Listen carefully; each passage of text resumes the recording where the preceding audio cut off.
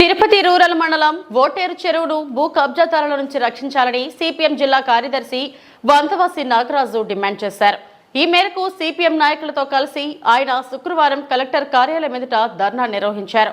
ఆందోళన చేస్తుంటే కొందరు విమర్శలు చేయడం శోచనీయమన్నారు. అలాగే జిల్లా కలెక్టర్ కు వినతి పత్రం అందజేశారు.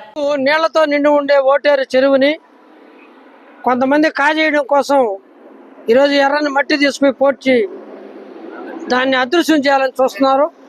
అక్కడ నీళ్లు నిలవ ఉండకుండా మొత్తం స్వర్ణముఖి నది కాలువ తీసి పూర్తిగా చెరువుని అదృశ్యం చేయాలని, దాన్ని కబ్జా చేసి కోట్లు సంపాదించాలని ప్రయత్నం చేస్తున్నారు.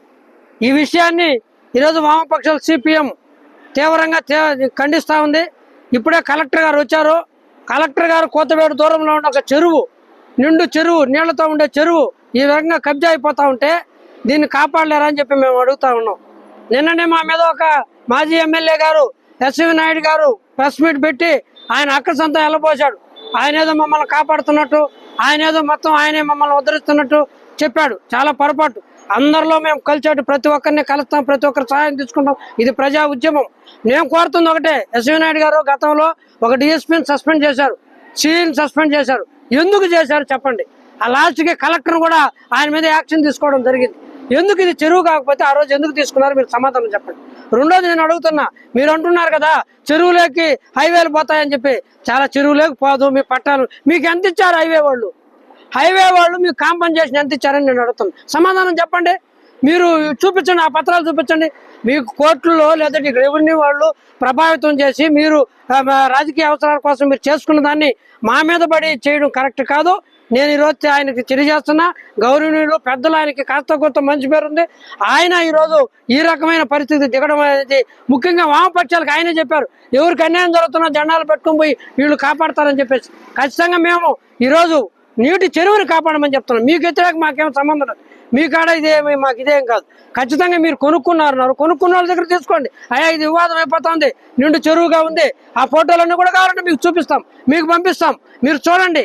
నిండు చెరువా కాదని చెప్పి దాని కట్టుందా లేదా, అక్కడ వ్యవసాయం జరుగుతుందా లేదా, మీకు వేరే ల్యాండ్ అది మీకు సంబంధం లేదని చెప్పండి. ఈ విషయంగా ఈ రకంగా వివాదాలు చేసుకోవడం కరెక్ట్ కాదు. మేము కోరుతున్నాం. ఈరోజు అన్ని పక్షాల తరఫున పోగేస్తాం. ఖచ్చితంగా నిజాన్ని తేలుద్దాం.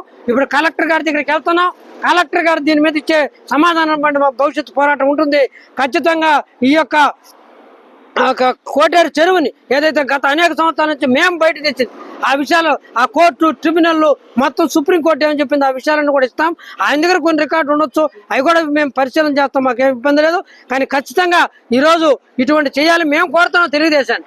అయ్యా మీరు వచ్చారు, గతంలో మీరు చెవిరెడ్డి భాస్కర్ రెడ్డి పెద్ద కబ్జాదారుని అన్నారు.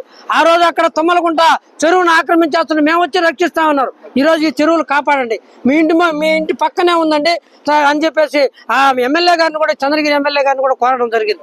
మేము ఆ రకంగా ఒక రాజకీయ పార్టీగా, బాధ్యత కలిగిన రాజకీయ పార్టీగా ఈరోజు చెప్తున్నాం. అన్ని పక్షాలకు విజ్ఞప్తి చేస్తున్నాం, రాండి కాపాడండి, లేకపోతే అన్యాయం అయిపోతాం. ఈరోజు హైదరాబాద్లో ఎంత ఇబ్బంది పడతారో చూస్తున్నాం. హైడ్రా పెట్టి పెద్ద పెద్ద లక్షలు, నాగార్జున కొన్ని కోట్లు పెట్టి ఖర్చు పెట్టి దాన్ని కూల్చేశారు. ఆయనకి కోట్లు కూడా ఇచ్చిందని చెప్పి ఇట్లా చెప్పుకుంటే ఏం ఉపయోగం? నీటి వాటిని కాపాడితే మనం జీవితం ఉంటుంది. ఎండలు తీవ్రం అయిపోతున్నాయి, మొత్తం జీవితాలన్నీ ఇబ్బంది అయిపోతున్నాయి. మొత్తం ఈరోజు మంచు గడ్డలు, మంచు కొండలే కరిగిపోతున్న పరిస్థితి ఉంది. కాపాడుకుందామని మేము చెప్తుంటే దాన్ని అపార్థం చేసుకోవడం సరైనది కాదు.